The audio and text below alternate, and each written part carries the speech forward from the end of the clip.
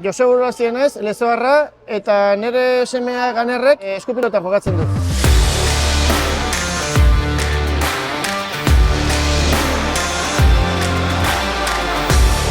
Kirola euskaraz egiteak euskara normalizatzen laguntzen du. Eskolatik kanpoko beste esparruetan ere eragin beharra daukagu. Nahi ditugun hizkuntza ohiturak sortzeko garaian gaude.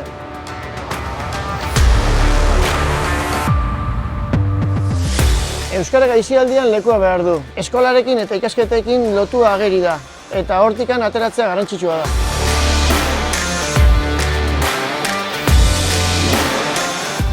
Kirola egiteak eta euskaraz entrenatzeak balio ona gehitzen dizkiola uste dut, eta garrantzitsua da aisialdian ere euskaraz aritzea. Gainera irrifartsu ikusten dut pilotan jolasten dagoenean. Oso giro jatorra daukagu taldean, eta euskaraz hitz egiten dugu. Kirolean euskaraz, gure hizkuntza da.